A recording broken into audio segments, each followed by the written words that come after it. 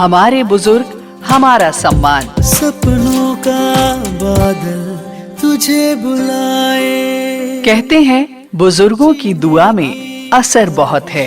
हर एक तूफान का रुख मोड़ देती है और इन्हीं बुजुर्गों को उनका सम्मान, उनका हक दिलाने और ख्याल रखने हम लाए हैं एक बेहद खास कार्यक्रम, हमारे बुजुर्ग हमारा सम्मान। तेरा हर कदम जो खुदारी का हो, जहां सभी बुजुर्गों की सेहत से जुड़ी एक्सपर्ट एडवाइस, कानूनी सलाह, सरकार द्वारा दी जा रही सुविधाएं व अधिकार और सभी सीनियर सिटीजन्स के जीवन को आसान बना रही टेक्नोलॉजी के साथ साथ फाइनेंशियल एडवाइस और भी बहुत सी जरूरी बातें इस कार्यक्रम में आप सुन पाएंगे। कठिन है अगर रास्ता, तू फिक्र न। इस कार्यक्रम को आप तक ला रहे हैं सामाजिक न्याय एवं अधिकारिता मंत्रालय, भारत सरकार व सामुदायिक रेडियो एसोसिएशन। उड़ने की कोशिश में निकल आएंगे पर।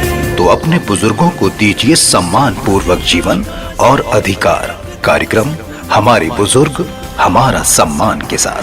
खुली आंखों से देख तू सपना, सर उठा के जी।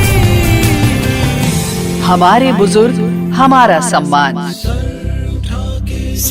उठा के जी।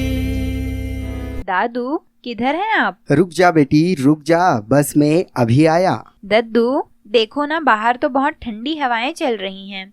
ठंड में लापरवाही के कारण बहुत लोग बीमार हो रहे हैं। हाँ बेटा, बिल्कुल सही कह रही हो आप। ये ठंड तो मेरे जैसे वृद्धों के लिए मुसीबत ही लेके आती है। अरे नहीं दद्दू, अब ऐसा कुछ नहीं है। हमारे बुजुर्ग हमारे लिए स्वयं ही वरदान हैं। इनका ख्याल कैसे नहीं रखेंगे भला। अच्छा बिटिया, ये तो बातें अपने शो में भी कर लेंगे। पहले फटाफट अपने रेडियो के स्टूडियो चलें, क्योंकि कार्यक्रम भी तो शुरू करना है। ओहो, मैं तो भूल ही गई थी। दद्दू पार्टनर, मैं अभी आई 2 मिनट में। हाँ हाँ बेटा, तू तो भूल ही जाएगी तो फिर हमारे साथियों का क्या होगा? वो तो बेचारे हमसे ही आंस लगाए बैठे हैं। बस 2 मिनट। अगर आपसे ठीक से नहीं रहा जा रहा तो आप अपना देख लीजिए, मैं अपना देख लेता हूँ। हे भगवान, ये क्या दिन दिखा रहा है।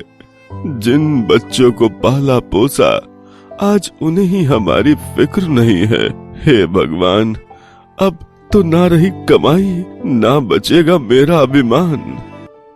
अरे नहीं नहीं दादू, सामाजिक न्याय और अधिकारिता मंत्रालय कहता है हमारे बुजुर्ग हमारा अभिमान। बुजुर्गों के हित में सामाजिक न्याय एवं अधिकारिता मंत्रालय ने माता पिता और बुजुर्गों के भरण पोषण से जुड़ी मौजूदा योजना बनाई। जो भी शख्स अपने माता पिता, बायोलॉजिकल गोद लेने वाले और सौतेले माता पिता भी, या बुजुर्ग जो 60 साल से अधिक उम्र के हैं, उनको छोड़ने या उनकी देख रेख न करने का दोषी पाया जाता है, उसे 3 महीने की जेल या 5,000 रुपए का जुर्माना देना पड़ सकता है। इस संशोधन में एक क्लॉज जोड़ा गया, बुजुर्गों का केयर टेकर बिना बुजुर्गों की सहमति के संपत्ति नहीं बेच सकता। इस तरह से देखें तो बुजुर्गों और माता पिता की सुरक्षा और संरक्षण के हिसाब से हम आपके साथ हैं, यानी सामाजिक न्याय और अधिकारिता मंत्रालय। ऐसे माता पिता, दादा दादी, वरिष्ठ नागरिक जो अपनी आय और संपत्ति से अपना भरण पोषण नहीं कर सकते, वे अधिनियम के तहत भरण पोषण का दावा कर सकते हैं। माता पिता की परिभाषा में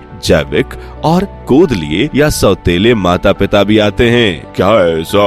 हाँ, अभी और सुनिए। MWPSC एक्ट के प्रावधान के अनुसार राज्य के हर जिले में बुजुर्गों की शिकायत को दूर करने के लिए ट्राइब्यूनल गठित किया जाएगा, खास तौर से उनके लिए जिनके परिवार वाले ठीक से खाना, रहने के लिए घर, कपड़े या दवाएं आदि नहीं देते। ट्राइब्यूनल में 90 दिनों के भीतर शिकायतों का समाधान होगा। घर से ठुकराए गए बुजुर्ग या वरिष्ठ नागरिक ट्राइब्यूनल जा सकेंगे और उनके बच्चों या कानूनी उत्तराधिकारियों को आदेशित किया जा सकेगा। अपने अधिकार को जाने हमारे बुजुर्ग, शान से जिए हमारे बुजुर्ग। और आप नौजवान, अब बुजुर्गों का रखिए ख्याल, निभाइए अपना फर्ज। ख्याल रख, जिम्मेदारी से उतारिए उनका कर्ज। सामाजिक न्याय एवं अधिकारिता मंत्रालय, भारत सरकार के सौजन्य से CRA द्वारा निर्मित एवं प्रसारित। मैं आ गई दद्दू पार्टनर, चलें अब स्टूडियो। अरे वाह, बड़ी जल्दी आ गई हो तुम तो। हाँ दद्दू, क्योंकि आपके प्यारे प्यारे साथी हमारा इंतजार कर रहे होंगे ना, और बड़ों से इंतजार करवाना अच्छी बात नहीं है। नमस्कार श्रोताओं, मैं हूँ आपका भरत दादाजी। और मैं हूँ अपने दद्दू की प्यारी और आप सभी की दुलारी पोती लक्ष्मी। और हम स्वागत करते हैं आपका बुजुर्गों के इस पसंदीदा और खास कार्यक्रम में, जिसका नाम है हमारे बुजुर्ग हमारा अभिमान। दोस्तों, ये कार्यक्रम खास हमारे वृद्धजनों के सम्मान से जुड़ा है। इस कार्यक्रम में हम हमारे बुजुर्गों के लिए चलाई जा रही विशेष कल्याणकारी योजनाओं के बारे में जानकारी साझा करते हैं, उससे लाभान्वित होने के तरीकों पर विस्तार से चर्चा करते हैं। ये विशेष कार्यक्रम हमारे बुजुर्ग हमारा अभिमान भारत सरकार के सामाजिक न्याय एवं अधिकारिता मंत्रालय भारत सरकार के नेतृत्व में और सामुदायिक रेडियो संगठन की देखरेख में हम आपके बीच लेकर हाजिर हुए हैं। बिल्कुल ठीक कहा बेटा। इतना ही नहीं दोस्तों, सामाजिक न्याय और अधिकारिता मंत्रालय भारत सरकार का एक मंत्रालय है जो समाज में सामाजिक न्याय और सामाजिक कल्याण को सुनिश्चित करने के लिए हमेशा तत्पर रहता है। साथ ही मंत्रालय दिव्यांगजन, पिछड़ा और अति पिछड़ा वर्ग, बुजुर्गों और अन्य विशेष समूहों के लिए समय समय पर नई नीतियां बनाकर और नए कार्यक्रम को चला करके सामाजिक न्याय को बढ़ावा देता है और संकल्पित करता रहता है। अच्छा सुन, तो कल शाम को मुझे एक सज्जन मिले थे जो तेरी खूब तारीफ कर रहे थे। अच्छा, मेरी तारीफ किस लिए दादू? वो मुझसे कह रहे थे, मुझे तो तुमसे जलन होती है, इतनी प्यारी पोती जो तुम्हारे पास है। अच्छा जी, मेरे प्यारे दद्दू। हाँ, वो कह रहे थे कि मुझे तुम्हारा कार्यक्रम खूब पसंद आता है, मैं पूरा सुनता हूँ। बस दद्दू बस, कितनी तारीफ करोगे? अरे हाँ, अरे नहीं, अच्छा सुन, तो वो किसी योजना के बारे में पूछ रहे थे। उन्हें चलने में काफी परेशानी होती है, वॉकर की जरूरत है उन्हें। तेरे पिटारे में कोई योजना है तो बताओ। मेरे पिटारे में नहीं दादू, अटल वयो अभ्युदय योजना के पिटारे में है। अच्छा, बता तो जरा ये क्या है? अटल वयो अभ्युदय योजना के अंदर अटल वयोश्री योजना चलती है हमारी सरकार, जिसमें इस योजना के अंतर्गत हमारे ऐसे जरूरतमंद वृद्ध जो चल नहीं पाते हैं, उन्हें वॉकर, जिन्हें सुनने में दिक्कत आती है उन्हें कान की मशीन, जिन्हें देखने में दिक्कत होती है उन्हें चश्मे आदि सुविधाएं प्रदान की जाती हैं।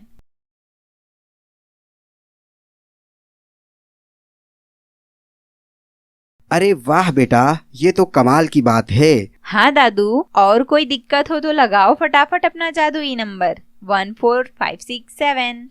हाँ, ये तो है बेटा सच में जादुई नंबर, लेकिन बेटा उन्हें देख के लग नहीं रहा था कि वो अकेले रह पाएंगे। उनके घर में कोई और नहीं था, सारे बच्चे उन्हें अकेला छोड़ गए थे।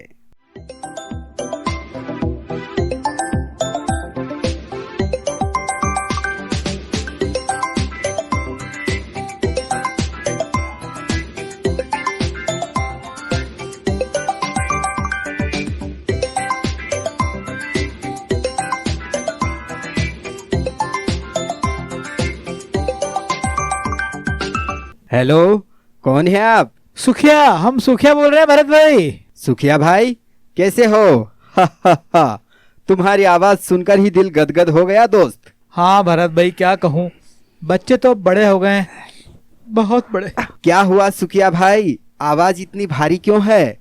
बच्चे तो अब सिर्फ त्योहारों में ही याद करते हैं। क्या कहूँ भरत भाई, बस अब अकेले घर पे दिन भर इधर से उधर। क्यों, तुम्हारे बच्चे तो काफी समझदार थे। कुछ ज्यादा ही समझदार हो गए भाई, अपने बाप को ही भूल गए। अब तो उन्हें ये भी ध्यान नहीं रहता कि मैं किस हाल में हूँ। अरे भाई, ऐसा क्यों कहते हो, मैं हूँ ना। तुम बहुत खुश नसीब हो भाई, तुम्हारी पोती तुम्हारा कितना ख्याल रखती है। मैं तो अपनी बीमारी से ही परेशान हूँ, और ऊपर से ये अकेलापन। खैर छोड़ो, हमेशा खुश रहे लक्ष्मी बिटिया। अरे भाई, क्या बात है, वो तो बताओ, हो सकता है कुछ समाधान बता दे लक्ष्मी बिटिया तुम्हें। हाँ हाँ, बोलिए सुखिया दादाजी, आखिर क्या बात है? बेटा, तुम बुजुर्गों की योजनाओं के बारे में बताती हो। मैंने सुना था कि कोई वृद्धाश्रम की सुविधा भी है। हाँ बेटा, बताओ तो जरा। कई लोगों ने मुझसे पूछा था इसके बारे में। आखिर क्या है ये ओल्ड एज होम या वृद्धाश्रम बेटा? सुखिया दादाजी, आप निश्चित रहो और रेडियो सुनो, मैं विस्तार से बताती हूँ इसके बारे में।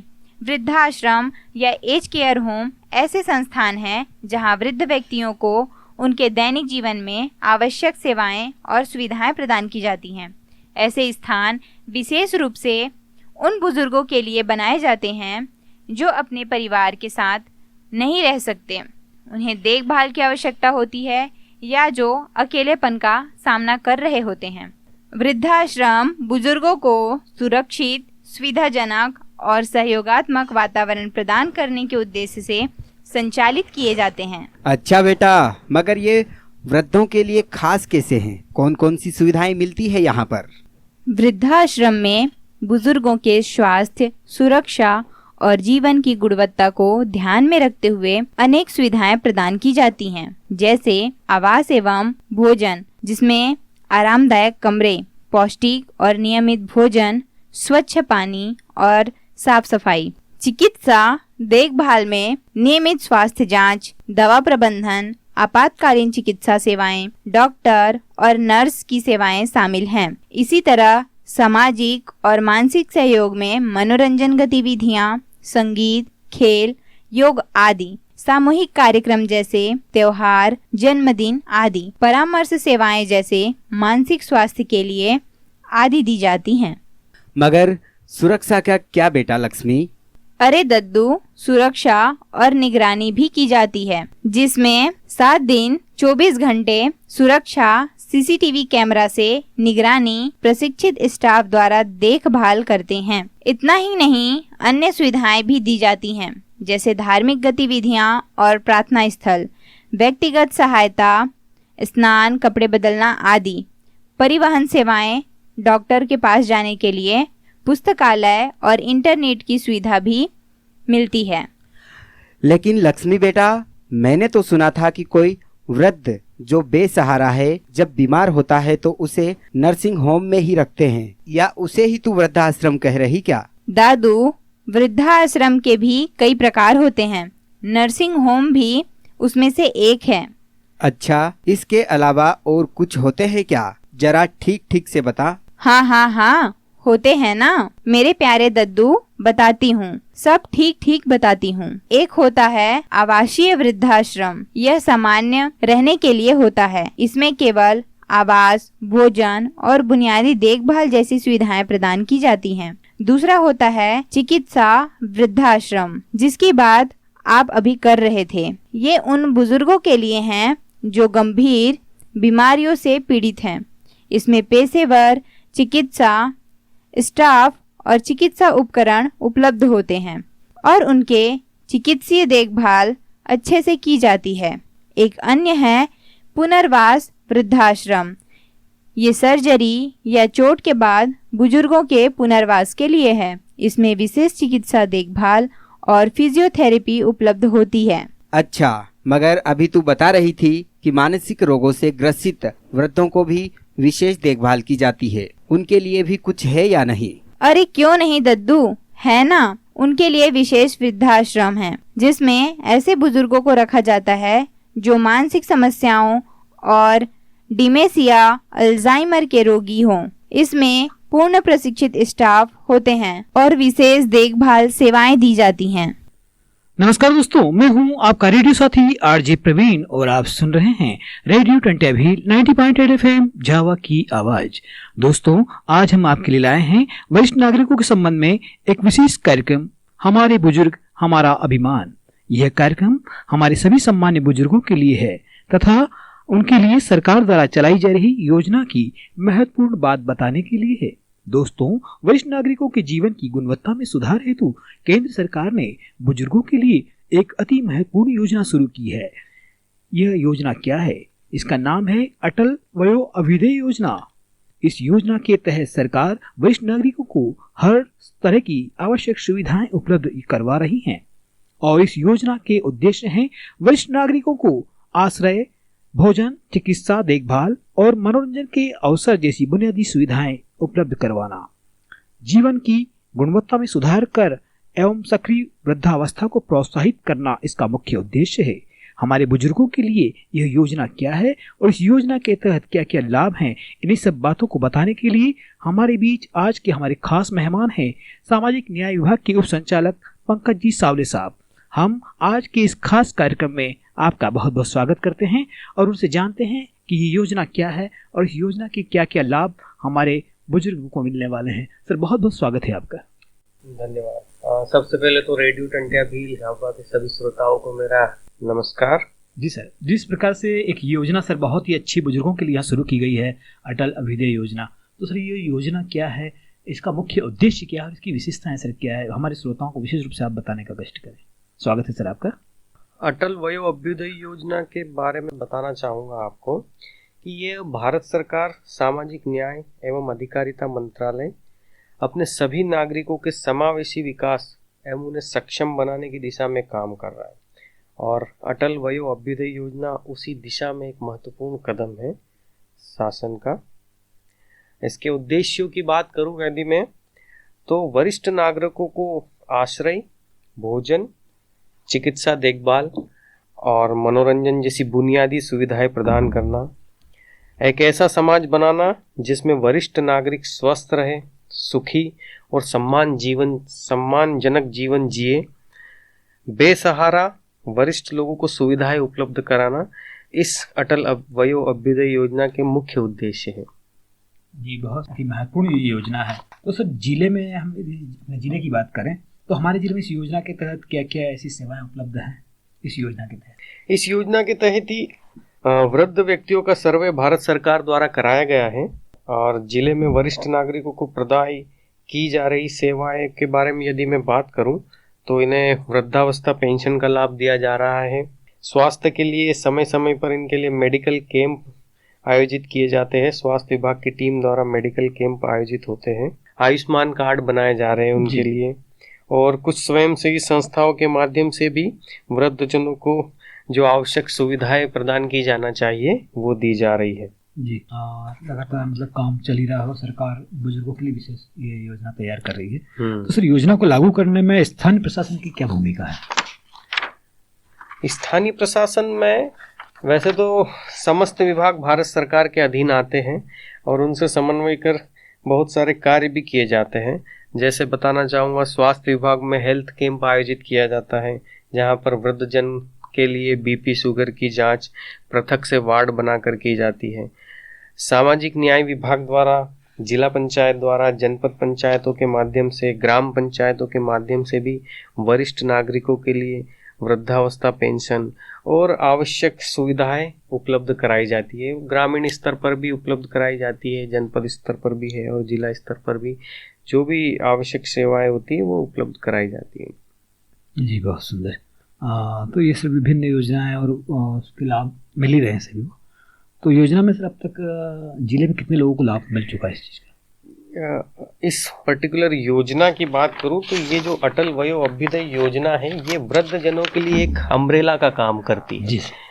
इसके अंतर्गत ही हम जिले में सामाजिक न्याय विभाग के अंतर्गत संचालित वृद्धावस्था पेंशन योजना है, तो उसमें अभी तक हम कुल 27,911 वृद्ध हितग्राहियों को पेंशन योजनाओं से लाभान्वित कर रहे हैं और जो भी नए हितग्राही आते हैं, उनको जो भी पात्रता रखते हैं, 60 वर्ष से अधिक उम्र होती है उनकी, तो उनको भी इसके तहत हम लाभ दिलवाते हैं।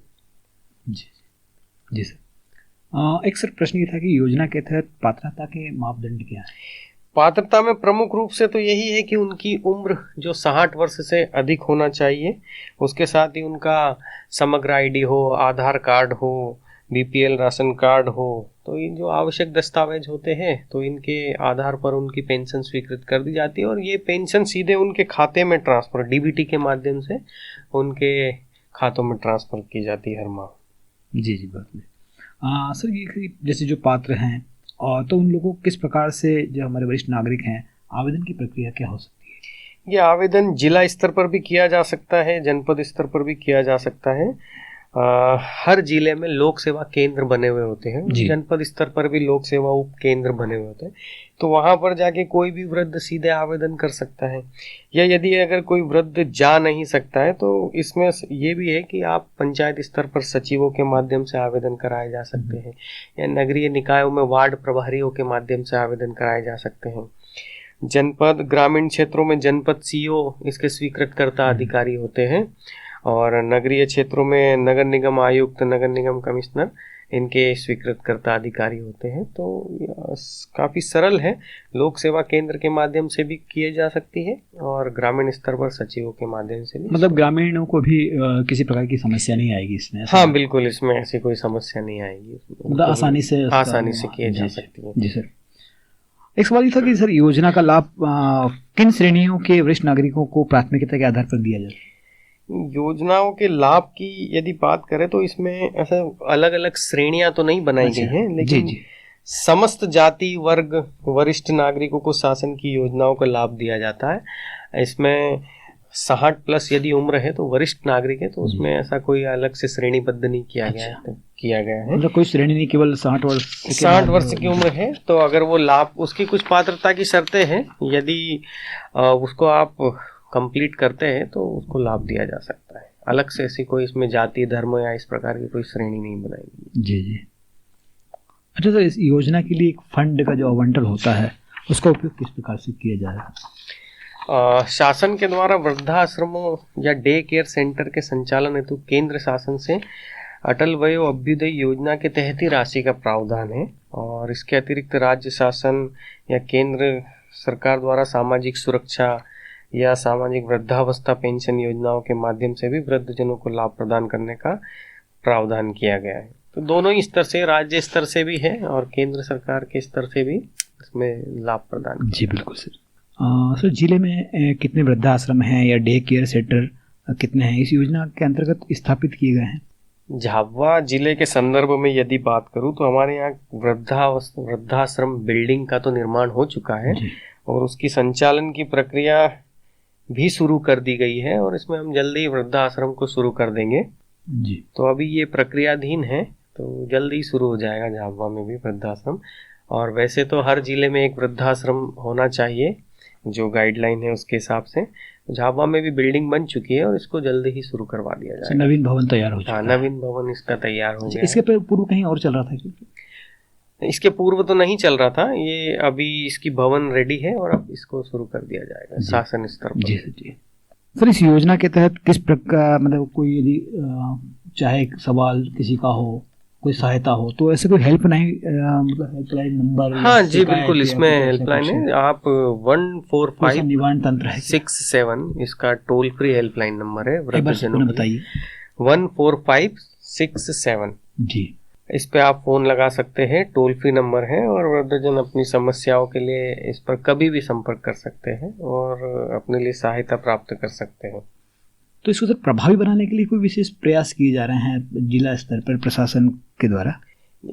इसको और प्रभावी बनाने के लिए मैं व्यक्तिगत रूप से ही कहना चाहूँगा कि इसमें जो अन्य सामाजिक संगठन हैं, जो हमारे NGO तथाकथित होते हैं, उनको भी इसमें जोड़ा जाए और वृद्धजनों से संबंधित योजनाओं का व्यापक प्रचार प्रसार कर लक्षित वर्ग तक पहुंचाया जा सकता है। और हमारे जो युवा वर्ग है वो भी अधिक से अधिक बुजुर्गों को समय दे, या सामाजिक पहलों के माध्यम से भी इसको किया जा सकता है, या एक माध्यम तो आपका रेडियो स्टेशन भी है, इसके माध्यम से भी इस योजनाओं के बारे में प्रचार प्रसार किया जा रहा है। तो निश्चित ही इसमें भी बहुत सारे जो वृद्ध अगर जो इस पॉडकास्ट को आपके सुन रहे होंगे तो उन तक भी कहीं ना कहीं इस योजनाओं की जानकारी पहुंचेगी और वो भी इससे लाभान्वित हो सकेंगे। बिल्कुल सर, बहुत सारी ऐसी साधन है जिनके माध्यम से योजनाओं को पहुंचाया जा रहा है। तो ऐसे कोई विशेष कार्यक्रम भी चल रहा है क्या? विशेष कार्यक्रम के लिए हम समय समय पर कैंप आयोजित करते रहते हैं, जैसे नुक्कड़ नाटक वगैरह हुए हैं, इस टाइप से कैंप आयोजित कर लेते हैं और वृद्धजनों को इसकी जो पेंशन स्कीम से और जो भी वृद्ध लोगों से संबंधित स्कीम है उसके लिए पंचायत स्तरों पर नुक्कड़ नाटक का आयोजन भी किया जाता है, वो भी करवाया जाता है। मतलब योजनाओं को जन सामान्य तक पहुंचाने के लिए विशेष और बिली भाषा में भी कुछ नुक्कड़ नाटक आयोजित किया जाते हैं जो यहाँ की लोकल लैंग्वेज है, तो ज़्यादा से ज़्यादा लोगों तक पहुँच सके इसकी जानकारी। जी। सर एक सवाल ये था कि क्या जिला प्रशासन इस योजना के प्रचार प्रसार में स्थानीय संस्थाओं या एनजीओ या रेडियो की मदद जैसे ले रहे हैं क्या? हाँ, बताना स्थानीय चाहूँगा, मीडिया जो झाबुआ होता है। जिला वैसे तो ग्रामीण जनजातीय बहुल क्षेत्र होने से जिले में वैसे तो 1-to-1 परिचर्चा में ही इसका प्रचार प्रसार ज़्यादा किया जाता है, क्योंकि हमारे जो रोजगार सहायक होते हैं, सचिव होते हैं, वो एक सचिव जो होता है अपने ग्रामीण परिवेश में उसको सब लोगों की जानकारी होती है, तो वो मुख्यतः तो वो घर पे जाकर भी उनका जो भी पेंशन स्वीकृत करना होती है उसको करवा दिया जाता है, और स्थानीय संस्थाएं भी इस योजनाओं का प्रचार प्रसार तो कर ही रही है। सर ये तो एक महत्वपूर्ण बात आपने बताई। इस योजना के तहत कुछ लाभार्थियों को जोड़ने में किसी तरह की कोई चुनौती भी आपको देखने को मिल रही है? किस प्रकार से प्रमुख चुनौतियां क्या हैं? प्रमुख चुनौतियों में यदि मैं व्यक्तिगत अनुभव के बारे में बताना चाहूँ तो जो झाबुआ झाबुआ जिला है, यहाँ पर पलायन की एक बहुत सारी समस्या होती है। तो क्या जो वृद्ध होते हैं वो अमूमन घर पे ही रहते हैं, तो उनको थोड़ा सा लाने ले जाने में भी समस्या होती है, और यहाँ के जो मुख्य जो युवा होते हैं वो अत्यधिक समय पलायन पर रहते हैं। तो मुझे ऐसा लगता है, मेरा व्यक्तिगत रूप से, कि वो उनको आने जाने में थोड़ा सा इस प्रकार की समस्याओं का सामना करना पड़ता है कि उनको कोई सहारा या लाने ले जाने के लिए मिल नहीं पाता घर से। जी। तो यकीनन सामाजिक न्याय विभाग लगातार काम कर ही रहा है अपना, और सभी को इसका लाभ मिलेगा। सर अटल अभ्युदय योजना है, इसके तहत और क्या कोई ऐसी बात छूट गई हो जो आप कहना चाहते हैं और वो हमारे श्रोताओं के लिए बहुत महत्वपूर्ण है? अटल वयो अभ्युदय योजना में मुझे लगता है कि ये थोड़ा सा आपको और जानना चाहिए। तो ये अम्ब्रेला स्कीम तो है ही है, इसके तहत वरिष्ठ नागरिकों के लिए एकीकृत कार्यक्रम भी चलाया जाता है, integrated programme for senior citizen, और इसके लिए वरिष्ठ नागरिकों के लिए राज्य कार्य योजना भी बनाई गई है, ताकि उनका जैसे अगर 60 वर्ष की उम्र हो जाए उसके बाद भी वो अपना आजीविका और कौशल विकास पहल करना चाहे तो उसमें भी सरकार द्वारा उनको लाभ दिया जा सकता है। तो इस प्रकार से वृद्ध अपने लिए सहायता कर सकते हैं, और उनको ये है कि उनको ऐसा महसूस नहीं होना चाहिए कि अब हम 60 वर्ष से ऊपर हो गए या वृद्ध हो गए तो हम कट चुके हैं समाज में। ये योजना का मुख्य उद्देश्य ही यही है कि उनको समाज की मुख्य धारा में वापस जोड़ा जाए और उनको सम्मानजनक जीवन स्तर मिले। जी जी, लेकिन उनके अनुभवों का लाभ लिया जाए, उनकी बुजुर्ग अवस्था को प्रोत्साहित किया जाए। बिल्कुल सही सर। यकीनन सर ये योजना बुजुर्गों द्वारा समाज में दिए गए उनके अमूल्य योगदान को मान्यता देती है तथा उनके कल्याण और सामाजिक समावेश को सुनिश्चित करने का प्रयास करती है। समाज में बुजुर्गों के अमूल्य योगदान को मान्यता देते हुए सरकार का लक्ष्य उन्हें सशक्त बनाना और उनका समाधान करना है, उत्थान करना है तथा जीवन के सभी पहलुओं में उनकी सक्रिय भागीदारी एवं समावेश को सुनिश्चित करना है। सर बहुत सारी महत्वपूर्ण बातें आज आपने इस योजना के संबंध में बताई। हम रेडियो टंट्याभील की ओर से बहुत बहुत आपका स्वागत करते हैं, और यकीनन ही हमारे श्रोताओं को इस योजना का पूरा लाभ मिलेगा। तो दोस्तों आज आपने जाना अटल वयो अभ्युदय योजना क्या है और इसके क्या क्या लाभ हैं। आप सभी इसका लाभ अवश्य उठाइए। बहुत बहुत धन्यवाद। वृद्धाश्रम में कौन लोग प्रवेश पा सकते हैं बेटा? वृद्धाश्रम में उन बुजुर्गों को प्रवेश मिलता है जो व्यक्तिगत, पारिवारिक, सामाजिक या स्वास्थ्य कारणों से अपने घर में नहीं रह सकते। जैसे सुखिया दादू बता रहे थे, जिनके परिवार के सदस्य उनकी देखभाल करने में असमर्थ हैं, जिनका परिवार उनसे दूर रहता है या उन्हें अकेला छोड़ देता है, जिनके बच्चे विदेश में रहते हैं और बुजुर्गों को अकेला छोड़ देते हैं, या फिर ऐसे बुजुर्ग जिनके पास आय का कोई स्रोत नहीं है, जिनके पास अपनी आजीविका चलाने के लिए पर्याप्त धन नहीं है, जो परिवार पर आर्थिक बोझ समझे जा रहे हैं। ऐसे भी बुजुर्ग जिनका कोई परिवार नहीं है, या विधवा, विधुर या अविवाहित बुजुर्ग, या फिर जिनके रिश्तेदार उनकी देखभाल के लिए तैयार नहीं हैं। कुछ हमारे बुजुर्ग ऐसे भी हैं जो गंभीर बीमारियों से पीड़ित हैं और जिन्हें नियमित चिकित्सा देखभाल की आवश्यकता है, या फिर शारीरिक रूप से अक्षम जैसे व्हीलचेयर या सहायक उपकरण की जरूरत वाले लोग। मानसिक स्वास्थ्य समस्याओं जैसे कि डिमेंशिया, अल्जाइमर से ग्रस्त व्यक्ति, या फिर जो अकेलेपन और सामाजिक अलगाव से बचने के लिए वृद्धाश्रम में रहना चाहते हैं। ऐसे बुजुर्ग भी जो अधिक संरक्षित और सुविधाजनक वातावरण चाहते हैं। वृद्धाश्रम में प्रवेश के लिए जरूरी कागजात भी तो लगेंगे ना, कुछ उनके बारे में भी तो बता जरा। बिल्कुल बताती हूँ दादू। मामूली कागजात लगेंगे, जैसे पहचान प्रमाण में Aadhaar card, PAN card, voter ID card, passport, driving licence, आयु प्रमाण पत्र में जन्म प्रमाण पत्र, पेंशन कार्ड, राशन कार्ड आदि उल्लेखित हों। चिकित्सा प्रमाण पत्र जिसमें वर्तमान स्वास्थ्य स्थिति का विवरण या किसी भी गंभीर बीमारी या एलर्जी का उल्लेख हो, या फिर मानसिक स्वास्थ्य रिपोर्ट। उसके बाद निवास प्रमाण जिसमें बिजली bill, telephone, mobile bill, bank statement, passbook, आर्थिक स्थिति के दस्तावेज जैसे पेंशन विवरण या आय प्रमाण पत्र, और पारिवारिक स्थिति के प्रमाण जिसमें परिवार के सदस्यों की सूची और संपर्क जानकारी। यदि कोई गार्जियन या देखभाल करता है तो उनका नाम और संपर्क, और अंत में आपको सहमति पत्र भी देना होगा जिसमें बुजुर्ग की स्वयं की सहमति जरूरी है। समझे दादू? हे भगवान, तेरी भी अजीब माया, कहीं धूप है तो कभी छाया। बताओ तो बिटिया, हमारी सरकार ने कितना कुछ कर रखा है बुजुर्गों के बारे में। हर जिले में वृद्धाश्रम खोल रखा है। हाँ दादू, पता है आपको, कुल मिलाकर 2024-25 के केंद्रीय बजट में सरकार का अनुमानित व्यय करोड़ों रुपए हैं, जो वृद्धावस्था देखभाल सेवाओं को अप्रत्यक्ष रूप से समर्थन दे सकते हैं। वाह, जरूरतमंद बुजुर्गों का ध्यान रखती है सरकार। एक कदम बुजुर्गों को भी इन सुविधाओं को लेने के लिए उठाना पड़ेगा बस। और बस आज के लिए इतना ही। तो ये था हमारा आज का विशेष कार्यक्रम, हमारे बुजुर्ग हमारा अभिमान का एपिसोड 13, जिसमें आपने जाना अटल वयो अभ्युदय योजना और वृद्धजनों के विधिक अधिकारों के बारे में, जिसे आप सुन रहे थे सामुदायिक रेडियो टंट्या भील 90.8 FM पर। इसे हम प्रसारित कर रहे थे भारत सरकार के सामाजिक न्याय एवं अधिकारिता मंत्रालय के सौजन्य से और सामुदायिक रेडियो संगठन के मार्गदर्शन में। दोस्तों, ये अटल अभ्युदय योजना सिर्फ एक पहल नहीं बल्कि एक मुहिम है जो मेरे दादू जैसे वृद्ध साथियों को उनके समृद्ध जीवन जीने में मददगार है।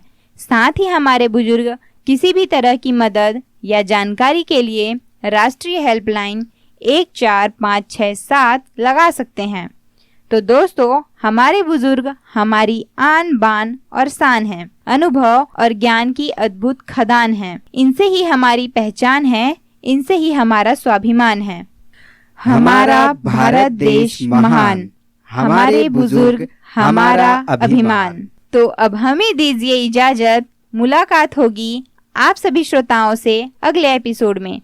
तब तक हंसते मुस्कुराते रहिए, खुशियों को फैलाते रहिए और अपना खूब सारा ख्याल रखिए। Bye bye.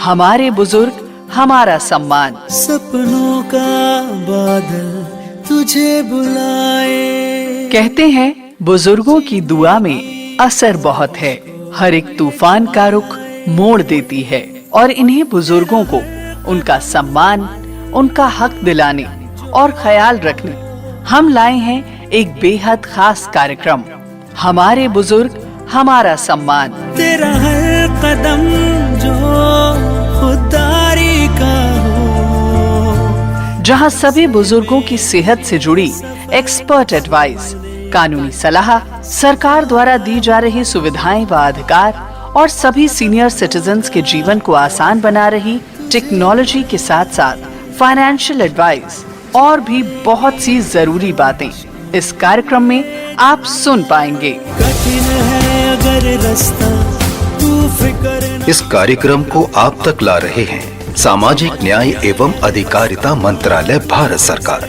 व सामुदायिक रेडियो एसोसिएशन। उड़ने की कोशिश में निकल आएंगे पर। तो अपने बुजुर्गों को दीजिए सम्मान पूर्वक जीवन और अधिकार। कार्यक्रम हमारे बुजुर्ग हमारा सम्मान के साथ। खुली आंखों से देख तू सपना सर उठा के जी। हमारे बुजुर्ग, हमारा सम्मान। सर